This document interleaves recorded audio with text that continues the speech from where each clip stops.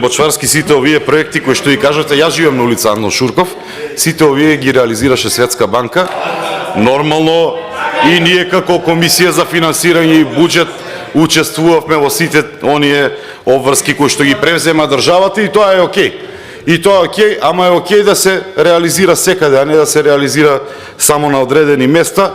И на крајот на криштата ви кажува резултатот како поминавте у Велес во однос на она што го 14.000 разлика, не знам колку беше. Небитно. 14.000 разлика. Гледам во амандманија сте се подпишале за Дојранско езеро. Гледам сте се подпишале за противпожарни возила. Дајте Бочварски да зборуваме за реални проекти. Дајте, немојте да се срамите. Ајде, ќе продолжам за инвестициите. Вие ги пресметувате во капитални инвестиции исплатата на средства кон ЕСМ, затоа што од 60 евра за производство на мегават електрична енергија, со сите овие криминали кои што ги направивте, дојде до 133 евра. И сега обврските кон Евана Хоум, мора вие да ги субвенционирате и сега кажувате на сметката па од позади. Нели ви е срам на сметката за струја?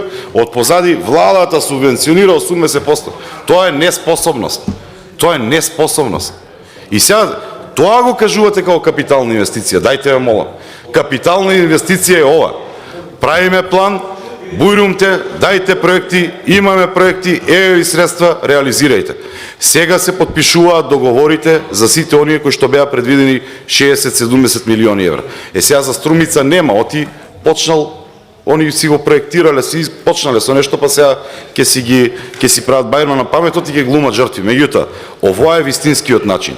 Распределба на директни средства до сите општини, може би ете у еден дел ќе се согласам, може би во оваа фаза развојот не е земен во предвид на регионите, да, тековно ќе се среди и тоа и сметам дека ќе имаме поправилна распределба, меѓутоа ова е правилниот начин. Секој еден граѓанин да дојде до она за што плаќа даноци, односно да види бенефит од неговите давачки, од неговите даноци. И дополнително велите дека ќе имало, преска во говорот кажавте, ќе имало зголемување на приходите од ДДВ и ќе има.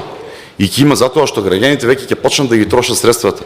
Затоа што тие директно ги добиваат сега средствата преку зголемување на пензии, преку зголемување на плати. Дали е малку сега 5% за во образование? Малку е. Од март ќе бидат дополнителни 7. Меѓутоа и тие не беа предвидени. Знаете во каква кондиција го оставивте буџетот. И треба малку да бидеме реални. Доста ни е со драми, дајте да работиме за државата. И благодарам.